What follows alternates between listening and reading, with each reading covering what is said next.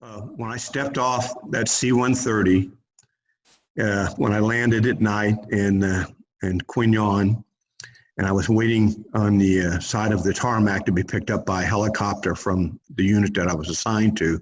Yeah. Yeah, I was a wake up. At that time, I felt truthfully very alone. Wow. I thought, wow, the sights, the smells, Yeah. the I don't know, the largeness of it, I guess. It was pretty defining for me. I kind of, yeah. I'm sorry, the sights, the smells, the humidity maybe, Yes, depending on what sir, time of very year. much. It was extremely humid. Yeah. You look for direction, but so many people were going in different directions. You had a couple guys who I kind of stuck to like glue because they were going to the same place I was going. They were assigned there too. So it was, I think even for them at the time was, wow, this is incredible. It's quite a change from, basic training to schools in the military where you're pretty much directed to go this, and this, and then all of a sudden, here it is. You're here, bud. It's time to wake up. Here to go. Very, very different place that has different smells and the air feels different. And Exactly. You see the sounds and the sights of war, the military, everything, trucks, jeeps, just in the amount is what really got me it just was all around you at that time. Just the base, the activity of the base. Right. Standing on the tarmac, helicopters, planes taking off. It was really. Wow. Yeah, this is for real.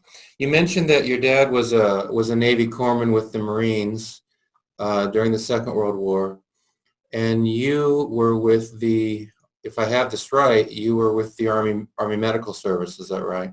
Well, I was a crew chief. I went for helicopter repair and, through the schools at Fort Rucker, Alabama.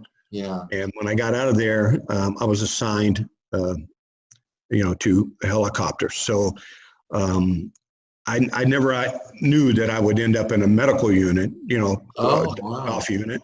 So that was kind of, deja vu, I guess, from my dad being in military, and as a corpsman, and then me ending up there, even though I wasn't a medic. What was it about the 498th that made it so special? Well, first of all, it was a company. It wasn't a real large, outfit. I guess it was being company size. The interaction was almost every day with pilots, with the crew members. I think that was mostly what we wore red hats, which defined us as a unit, with red, the red cap that, and it was dust off if you say today, if you walk around any of the Army vets that I run into, and I say I was in dust off, it clicks automatically. They know exactly who and what you were. What do they say? Most of them say, thank you very much, that you guys got me out of here, you lifted me off out of this, or, I was wounded in this, in this battle, and it was a dust-off chopper that, took me out of there, that saved my life, or whatever it was. Or even if it was just I was slightly wounded and you were just taking me in for routine stuff. And that was we took some rounds just flying, I think of all the things, landing in a hot LZ, which they were engaged right at that moment, was always the fact that you took rounds. But that was just flying from one place to another, and they would shoot at us as we flew by. If somebody would walk out of, in a village, you flew over a village, they just walk outside and crank off about, a clip at you. Wow. And that one came up through the chin bubble of that helicopter. It came up through the bottom, went up through the pedals, went through the pilot's foot, and then up through the top of the chin bubble. So, I mean, was the pilot able, I'm assuming the pilot was able to maintain control? He did. He was a great pilot. He said, yeah, I think I've been hit. And at that time, he said, no, everything's cool. Just, let's get to where we're going. And at that time, we headed for an aid station where we were flying to and landed, and they took care of him. But he came back. He got, taken care of there, was out for a while, and then came back. Did you have a wounded on board at the time? No, it was a routine flight from, I don't remember exactly where we were coming from, but no, we didn't have anybody on board, just flying from one spot to another. Were there some incidents, or there some times when you didn't even know that the helo had been hit until after you land? And well, on many occasions that happened with other flights, and not necessarily, but yes, you could take, and when you landed in some of these LZs, the sound of gunfire, the battle was raging, not very far from you. Wow. And yes, you could take rounds. Later, after anything, when we would go back to wherever we were at, when we sat down, I always did an inspection of the craft after we landed to see if there was any damage from anything. So, and at least on a number of occasions, the plane had been hit, but hadn't been significantly damaged. No, there was no. Of course, you had warning lights in the cockpit that would tell you if you were suffering, any type of catastrophic failure, which would right. really make it for a bad day. And yeah. But no, there was none. You could take a round through certain parts of the helicopter without hitting anything vital, or and discover it later. But that happened. Not quite every day, but it happened every once in a while. Did you have any helos that were shot down, not able to get back off the ground? Or oh, sure. We had quite a few. Well, not quite a few. I would say several aircraft when I was there that they crashed. That they were shot down. It was a hoist mission. Started taking fire, and they just went into trees. And unfortunately, some people didn't make it out, and then others laid in the jungle for a while until usually the unit they were supporting could get to them and help them out. So so you're describing, in one case you've got a helo that goes in to hoist a guy up. Right. There's not a landing zone for him to get to. Right. And while he's there hovering, then the enemy. Yeah, it for some, I would guess their contact was a lot closer than they thought, and it turned into a bad day. So these are incidents that you knew about, or did you personally experience some of these when the helos were? No, I was never shot down. I was very lucky that the only really catastrophic thing I ever had, I had a tail rotor failure. And that was it was a controlled crash. Matter of fact, I think on that one of those pictures it shows a Chinook lifting off with a dust off helicopter. I think that was the helicopter that we were at a hover, and the tail rotor failure, and the pilot it took a hard landing on it. Okay. Where he impacted real hard, and it caused damage to the aircraft, and they couldn't repair that one, so they had to take it to a facility to have it repaired. So I see. And that was the Chinook lifting it out. So you were there. You did a 12-month deployment in Vietnam. Well, I did. I think I did 18 months, 19 months. Yeah. So you gave me the dates, but I didn't. So you extended then? Yes, sir. I extended my tour. Why did you extend? I really liked it. Once you get into someplace you enjoy, and even though it was in Nam and stuff like that, but it was I really enjoyed the people I was with, and I felt that going back to stateside military is not something that I enjoyed a lot. So, but I Yeah. enjoyed it being there. I enjoyed the people, enjoyed the what I was doing. So, I said, Yeah. let's see how long I can go. So, Yeah. So part of that was the people. Was also, sometimes you hear veterans say that when they come back to the States, that on the one hand they're glad to be out of war, but on the other hand they do miss those adrenaline rushes. of course, I would agree 100% with him. Yeah. Yeah. It was always, I don't know, and when you're 18 years old, or 18 or 19, uh, death is around you, but I don't know, you just have a different outlook than you do when you're my age now. You mentioned that your helo could be flying over a village and then just some villager will come out and Sure. open up on you.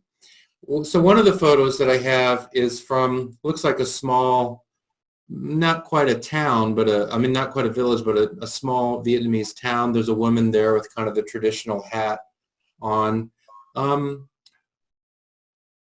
What was your sense of, just sort of the typical folks in Vietnam? I don't know how much interaction you had with them. But I mean, I'm assuming this is your photo, and you took this photo in this Vietnamese town. When you're there, did you feel that you could trust just sort of the typical, Vietnamese person in towns and villages as you went through? Well, the Army was, most of the towns that you go into are secure.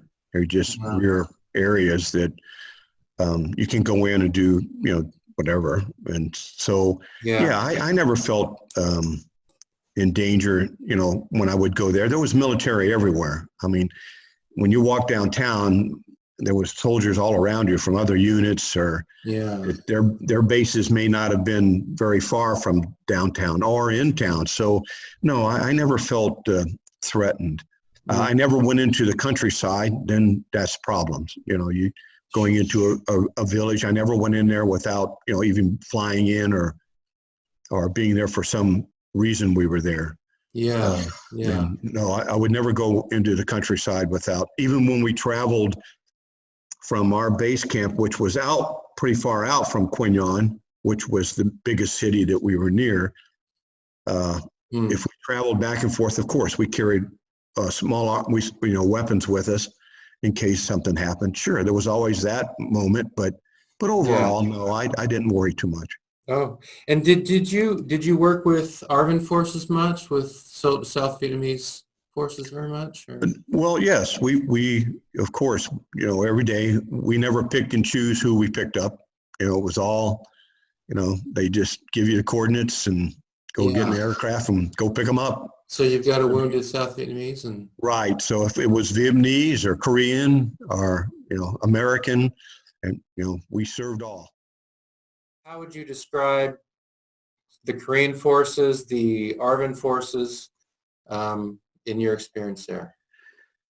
I didn't, of course I never fought with them. I did with the Koreans. The Koreans, top notch. I mean, Tiger Division was, these guys, when they jumped in, heaven forbid, they were pretty much patrolled the valley that our base camp was in, and we very rarely. I'm trying to remember when we took any incoming in that area or anything. The Tigers, top notch unit. I read about the Koreans back in the Korean War, and I would define that time. Some units that fought well and some units didn't, and I guess that's the way the South Vietnamese were too. But the Koreans, nope. When they were coming in, you hold on to your hat because so. I've heard that. I don't think with the ARVN forces, you hear different things. With the South Korean forces, the ROK forces, it's pretty much the same thing from all the vets I've heard from. That these were really, really tough guys. I would think that if you were in up to your eyeballs, and you look behind you and there were Koreans, I think, I got a shot at this. We might come out of this okay, because these guys really, really were good fighters. Do you remember when it was during the Tet Offensive that you realized that, okay, this is big, this is a big event? Of course, we didn't have TV back then, in our base camp, and you listened to Armed Forces radio. So that was pretty much where our word of mouth is where you got most of your information. If you're sergeant or whoever it was, and it filtered down. It isn't like today where you got a laptop and you can open it up and tap into news feeds from, across the world. Right. So, right. Yeah, the Army, of course, put our base and everything on alert. That there were some heavy engagements, throughout South Vietnam, and it was striking certain military areas that previously you thought were untouchable. And, so we were put on alert. The crews for that day, I think they, if I remember right, they may have expanded it. We were flying much, much more on that day because so many engagements. I just got a helicopter. I just got assigned to one after being, at first when you arrive there, you don't immediately get to be a flight crew. You have to work kind of up to it. And I had just gotten into it. So that day we had made several, dust offs all through the area. I don't think Quy Nhon was hit quite as bad as some of the other military areas, but but yes, I remember distinctly that we were in, some pretty bad engagements at that time. Just the tempo of things was just ratcheted up, and it was more of high alert status and more flights, more calls, so some of our base camps, I think they were heavily mortared, so that happened. So but I don't distinctly remember, trying to remember exactly, but that's about it. But sure. So it's the job is the same, but just significantly more intense. It just ramps up the response. For us, more crews out, more helicopters, put on flight status to cruise down. So over the space of, is it 18 months you said, or 19 months? Yes, sir. That you served. I mean, by the end of that, surely you've done, I don't know. I mean, a couple hundred missions or more. I'm sure. I mean, you've got a lot of missions. As you look back, is there one particular mission that really stands out in your memory? They were all so unique. In a lot of ways, they were the same, but of course, involving the helicopter and so. But no, the only one I probably could think is, I think those pictures I showed you. There's a hoist mission there with the 101 with the 101st Airborne. Yeah, that was a pretty nasty firefight they were in, and they were taking heavy casualties. And hoist missions in itself are very dangerous. So just getting in there, and the crews that I worked with, the pilots were just beyond belief, and to watch them move that giant aircraft in among trees, and to be several feet away from a tree that if you strike it, that's it for you. Nose on to a side of a mountain and drop a hoist 20, 30, 40 feet into, and you're up above with lights on and a big noisy helicopter, and that a firefight is raging, just not far from you, and seeing tracers come up through the trees when all of that is going on, what are you doing as a crew chief? In this case, you're not touching the ground. You got the hoist down, and you've got a guy come up. What are you doing, while the hoist is going down, the wounded's being attached to the hoist and coming up? What's your job in that time frame? Mostly my job at that moment, because the medic is tied up dropping the hoist through the trees, is to keep the aircraft from the blades and the rear boom of the aircraft, the rear tail rotor, from striking trees that are right next to you. And, sometimes, a gust of wind would move you a foot or so to the left, and the next thing you know, you're chopping trees, and so you're on the microphone with the pilot telling him to move this way, that way, turn your tail rotor this way, that way. I'm running from one side of the aircraft to the other because the medic's tied up on that side, telling them to, they're looking straight ahead. They don't see anything behind you. Both pilots their attention is either where they can just turn their head sideways or, but mostly they're looking straight ahead. So it's up to me to keep them, out of the trees. Wow. And then of course, if you start taking fire, that adds to it, but we didn't carry machine guns. We didn't carry M60s like most of the other helicopters did. So it was. Did you ever engage in defensive fire though? Yes, I returned fire on several occasions. But you have to remember that when you're above the trees, you can't see what's down below.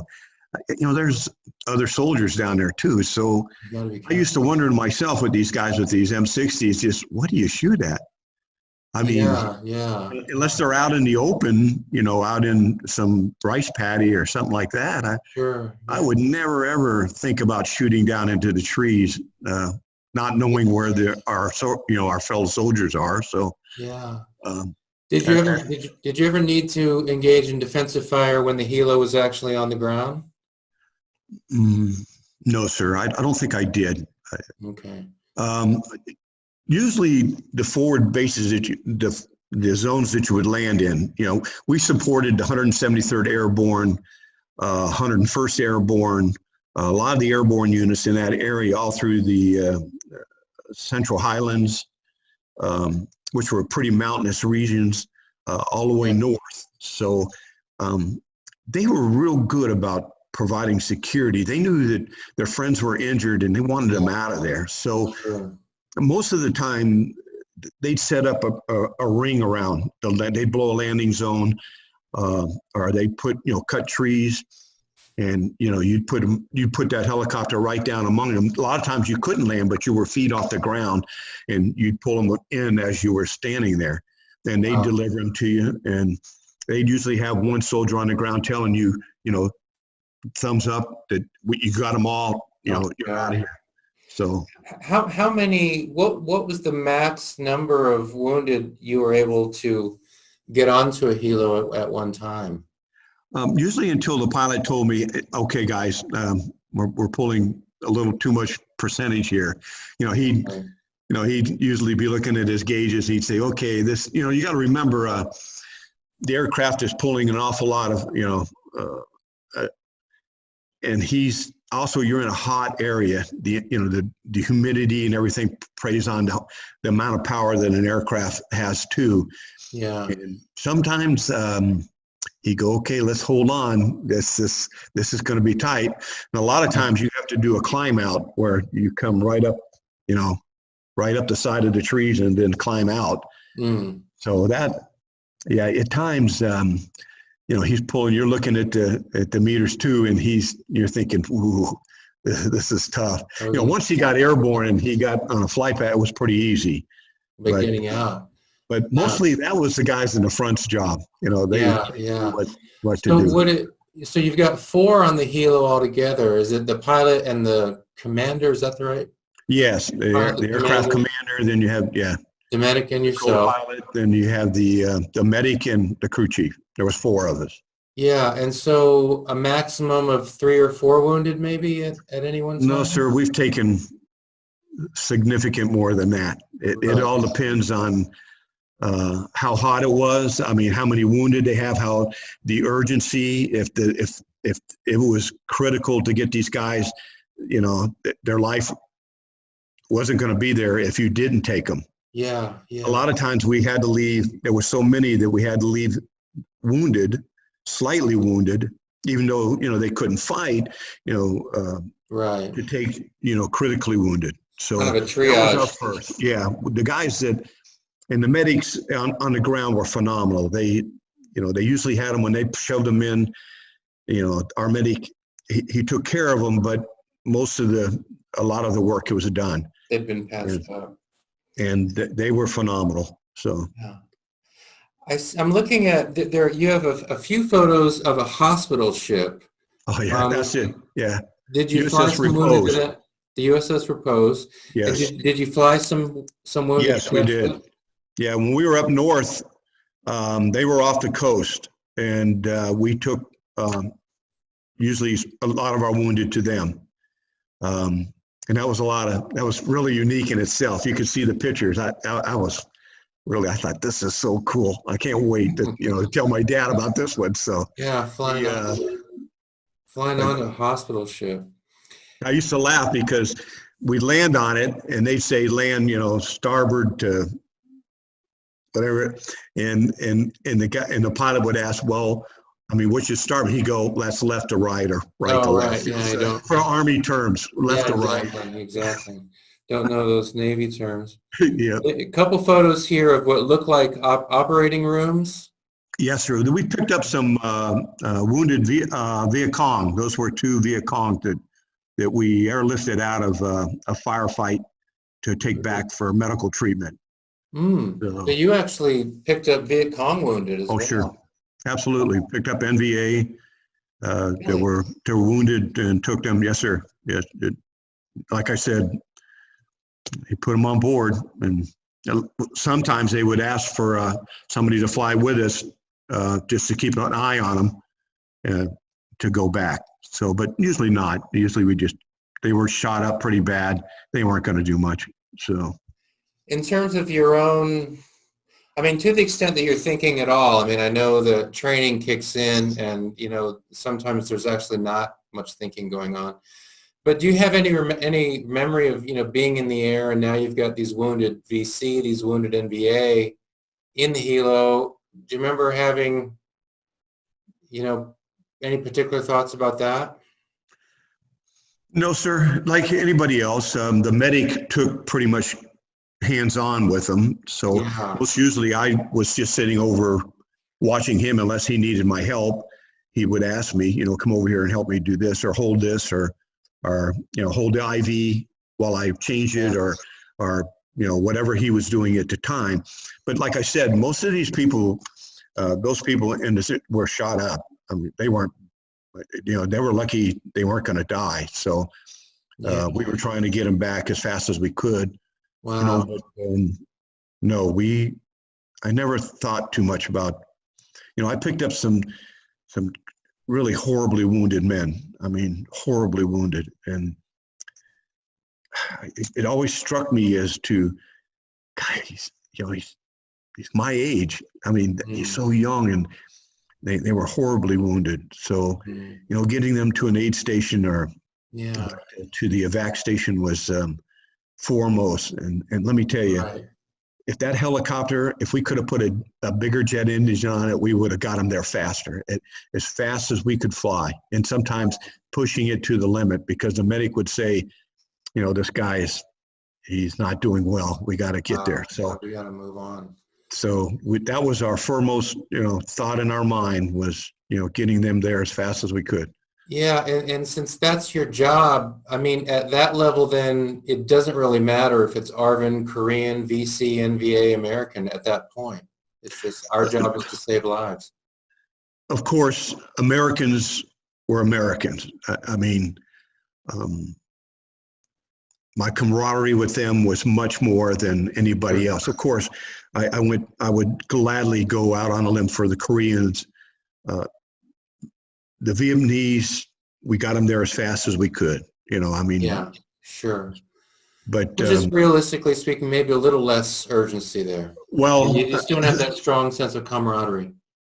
It's not so as you're looking at a kid that is from the same state you're from, or an American, of course. They're fighting a war.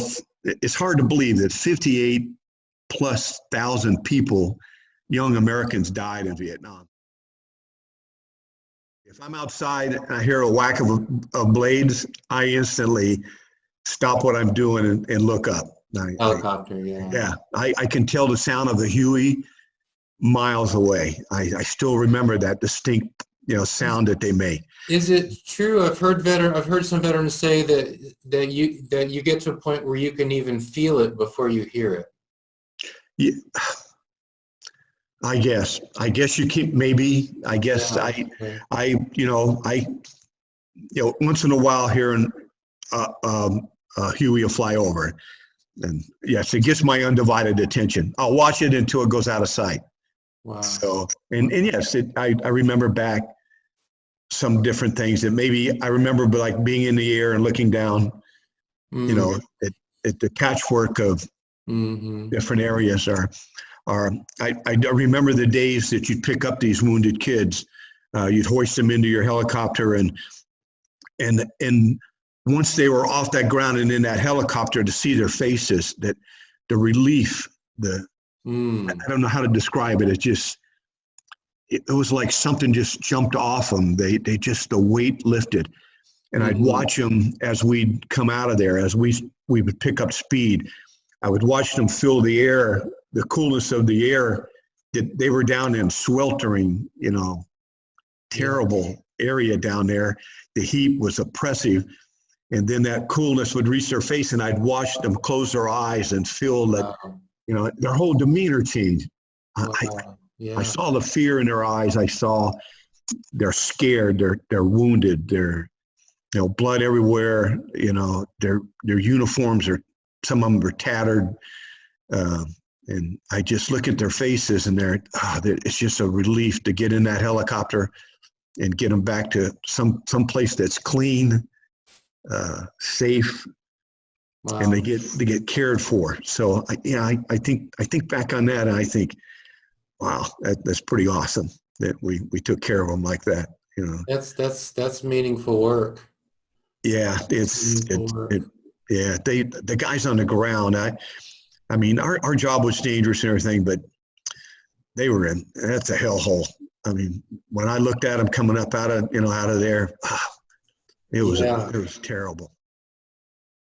That sense of, these guys on the ground, these guys in these firefights, these guys dealing with these punji stick traps, dealing with the snakes and everything, leeches and everything else they're dealing with on the ground. These guys have got it really tough, and we can go down and they did. Yes, they did. Yeah, we can go down and help them out. The least we could do was to do what we do best and do it, maximum for them. Yeah. And that I talk to guys. I have good friends.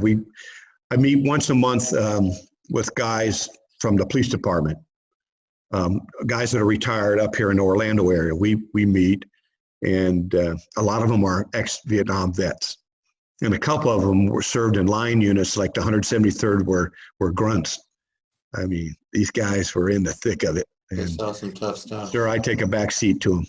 Yeah. I truly do. They were in the thick of it. I can't imagine. In that helicopter, I flew back to a base camp, or I flew to where we were assigned. And whether I ate, sea rations, or I went to the mess hall. Yeah. They didn't. They were right there from day and night. Wet all the time. If they're not getting rained on, they're sweating. I've seen them in the monsoon season. It was terrible. Yeah. But maybe they liked it a little bit because they cooled off a little bit. But when that humidity was oppressive, and you're in a triple canopy jungle, your senses are so tired from being so hyped all the time, that I guess getting in that helicopter, or when those slicks would come and pick them up, it had to be to get airborne and feel the coolness of the wind. We on a lot of times our pilots would take them way up where the air was cooler, where it was almost like air conditioning. Wow! Just to give them a break. Yeah, that was cool.